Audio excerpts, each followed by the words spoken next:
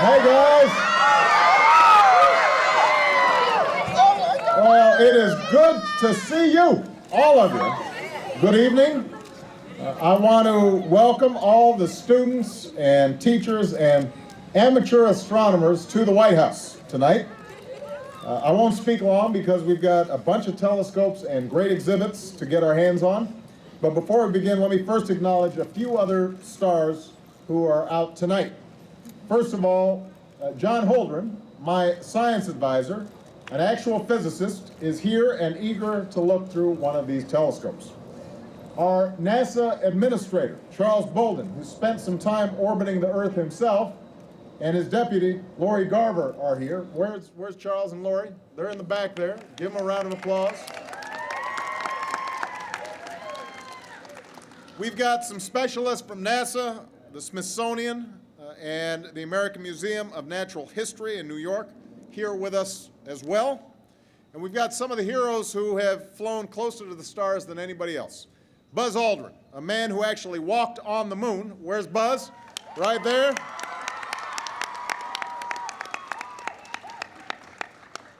Sally Ride, the first American woman in space, is here.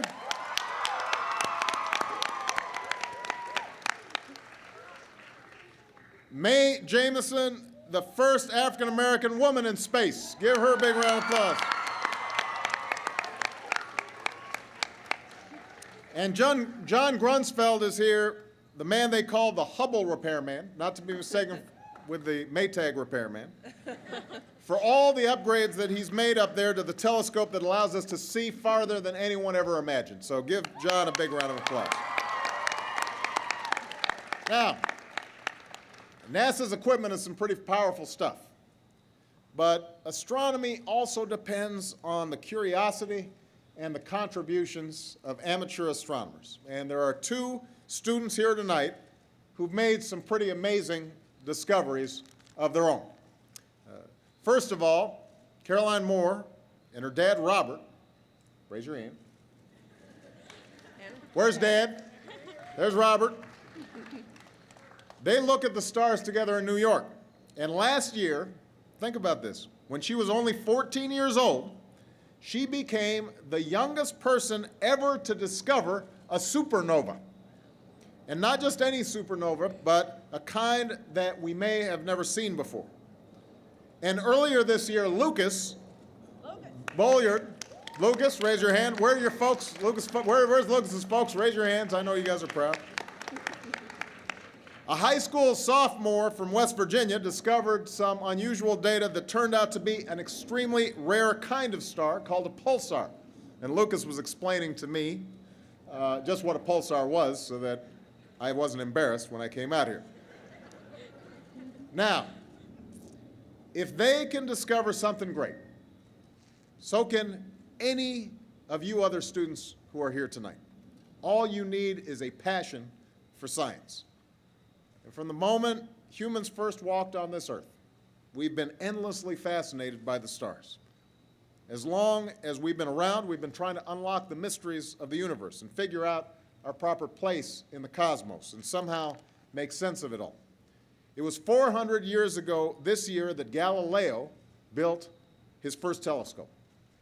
It was just 3 times more powerful than the naked eye. But he kept on working on it and improving on it until he built one 33 times as powerful. And then he turned it towards the sky. And he discovered that our moon wasn't smooth, that Venus had phases, that Jupiter had moons, and that Copernicus was right, that we do revolve around the sun. Now, we've come a long way since then. While Galileo's first telescope had lenses an inch wide, the Hubble Space Telescope has mirrors about 7.5 feet wide. A few years ago, the Hubble showed us the deepest image of the universe ever taken. And in that image, we can see about 10,000 galaxies. And each of those galaxies can hold billions of stars. Now, that's a lot, but get this. It would take 13 million of those images to map the entire sky. That's how immense it is. So there are a lot of mysteries left, and there are a lot of problems for you students to solve. And I want to be a president who makes sure you have the teachers and the tools that you need to solve them. And that's why we're working to reinvigorate math and science in your schools and attract new and qualified math and science teachers into your classrooms, some with lifetimes of experience. That's why we've launched a Race to the Top to raise standards and upgrade your curricula and improve teaching and learning in math and science. That's why we're making a college education more affordable, so that by the time many of you graduate in 2020, America will once again have the highest proportion of college graduates in the world. And that's how we'll move American students to the top of the pack in math and in science over the next decade and guarantee that America will lead the world in discovery in this new century. But that's going to take more than just what I as president or anybody in government can do. It's going to take each and every one of you students. It'll take your sense of wonder, your passion, your persistence, your willingness to dedicate your lives to the pursuit of discovery. And it's going to take some hard work. Caroline and Lucas didn't just get lucky. They pored over data before they knew what they had found. Galileo worked for years to prove his theories. The Hubble's journey from paper to space took decades, because that's how success is won, by test and trial by trial. Now, this morning I awarded the National Medals of Science and Technology to individuals who've made extraordinary contributions to the advancement of human knowledge. And here's my question. Which one of you are going to come back here to claim your prize? I like that. Are you going to find a new star or a cure for a disease? Will you invent the next iPhone or a brand new industry that no one's even dreamed of yet? What will your great discovery be? Now, Galileo changed the world when he pointed his telescope to the sky, and now it's your turn. We need you to study, do well in school, explore everything from the infinite reaches of space to the microscopic smallness of the atom. We need you to think bigger and to dig deeper and to reach higher. And we need your restless curiosity and your boundless hope and imagination. Our future depends on it. So don't let anybody tell you that there isn't more to discover. Don't let anybody tell you that there's knowledge that's beyond your reach. There's something out there for each and every one of you to discover. And seeing how it's a beautiful night, and we've got a bunch of telescopes out in the lawn, let's get started together. And all right? So thank you very much, everybody. I'm glad you guys are here. Let's go have some fun. I think I'm going to get the first dibs at looking through one of these telescopes. Is that right, Jim? That is absolutely right. right. Now, why don't you explain to us what exactly this telescope is here? What do we got? Well, the first thing... Talk in the mic. I'm sorry. The first thing to notice is that there are two eyepieces you could look through.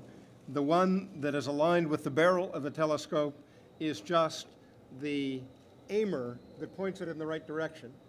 The eyepiece you want to look in, Mr. President, is the angled one at the bottom.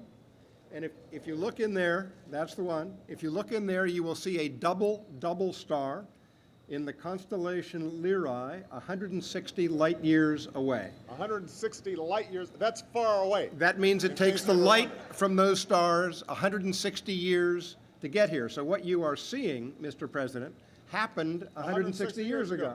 But have a look. Let's take a look.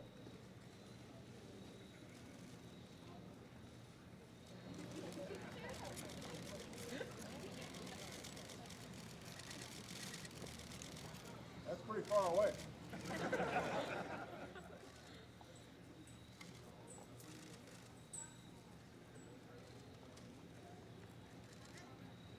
That's pretty cool. All right.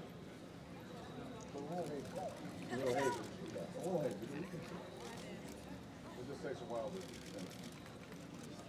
Yeah.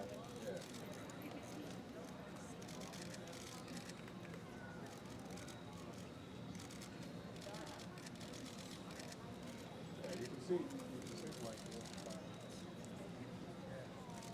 all right. Outstanding. Well, let's go take a look at everything, right? Absolutely. All right, guys, have fun.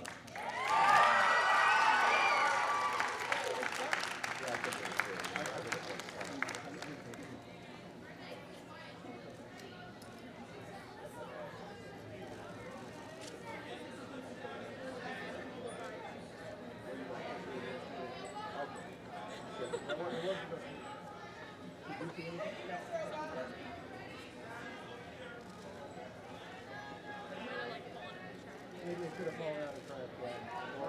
We'll go find something. Well, we can see Jupiter. Jupiter's up there. You can see Jupiter with the naked eye. And we'll get a great view of it. You can see its moons. All right, so we're going to go over to the rocket shelter. We're going to go over here. We're going to go over this way. We're really proud of you guys. All right. Pleasure meeting you. Great.